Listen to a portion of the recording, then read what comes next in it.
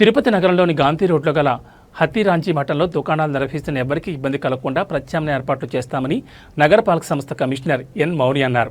పురాతనమైన హతీరాంజీ భవనం కూల్చడంపై తిరుపతి నగరపాలక సంస్థ కార్యాలయంలో ప్రజాప్రతినిధులు, దుకాణదారులతో కమిషనర్ సమావేశమై వారి అభిప్రాయాలను సేకరించారు. పలువురు దుకాణదారులకు, ప్రజలకు ఇబ్బంది కలగకుండా ఎక్కడైతే కూలిపోయే పరిస్థితి ఉందో అక్కడ మరమ్మతులు చేయించాలని కోరారు. అనంతరం కమిషనర్ మాట్లాడుతూ హతీరాంజీ మతంను ఐఐటి తిరుపతికి చెందిన నిపుణులు పరిశీలించి రిపోర్ట్ ఇవ్వడం జరిగిందన్నారు. ఈ భవనాన్ని 10 జోన్లుగా విభజించడం జరిగిందని అన్నారు. ఇందులో జోన్ 10 మరమ్మతులు చేయాలని, గాంధీ రోడ్ వైపు నార్త్ వెస్ట్ కార్నర్ను పడగొట్టి పునర్నిర్మాణం చేయాలని తెలిపారని అన్నారు. ఈ ప్రజాప్రతినిధులు, షాప్ యజమానులతో సమావేశం నిర్వహించామని అన్నారు.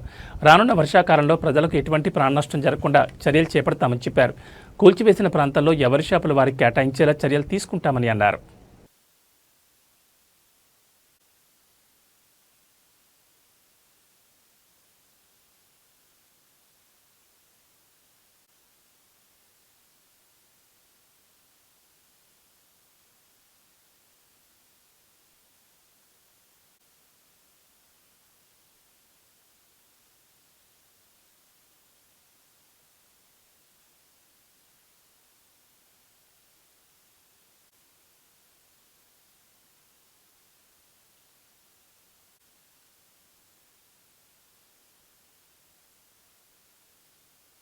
తిరుపతి రిపోర్ట్ ఇవ్వడం, ఓనర్స్ ఈవో గారు అండ్ సుమనమ్మ గారు, ఎక్స్ఎమ్మెల్యే గారు, రస్మా యాదవ్ గారు, డిప్యూటీ మేయర్, ఆర్డీఓ గారు విషయంలో ఈ మీటింగ్ పెట్టడం జరిగింది.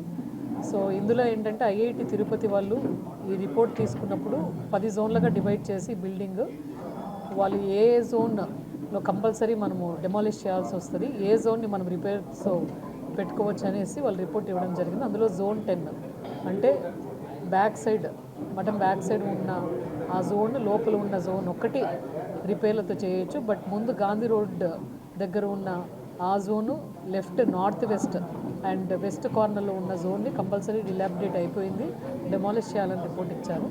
సో దానికి షాప్ ఓనర్స్ వాళ్ళ లైవ్లీహుడ్, ఉపాధి కూడా అఫెక్ట్ అవుతుంది కాబట్టి ఈరోజు పిలిచి వాళ్ళ ఒపీనియన్ కూడా తీసుకోవడం జరిగింది. సో ఇందులో ఏంటంటే ఎవరికైతే అఫెక్ట్ అవుతారో వాళ్ళకి మళ్ళీ అక్కడే వెస్ట్లో అయితే అలాగే షెడ్ లాగా వేసేసి వాళ్ళకి మళ్ళీ అలాట్ చేయడం జరుగుతుంది. ముందు నార్త్ వెస్ట్ కార్నర్ ఎమర్జెన్సీగా ఈ వర్షాకాలం వచ్చే లోపల తీయాలి కాబట్టి సో దానికి ఎలా చేసి వాళ్ళకి మళ్ళీ అలాట్ చేయాలనేది ఈవో గారు కూడా కమిషనర్ గారికి రాసి తీసుకోవడం జరుగుతుంది.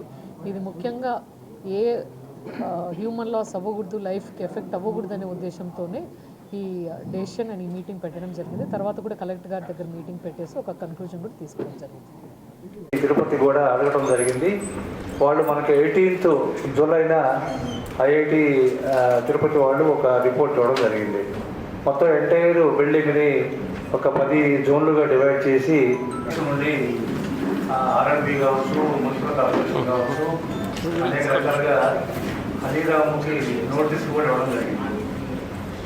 కంప్లీట్గా జోన్స్ అన్నీ కూడా డెమాలిష్ చేయాల్సి ఉంటుంది అనేది రిపోర్ట్ ఇవ్వడం జరిగింది.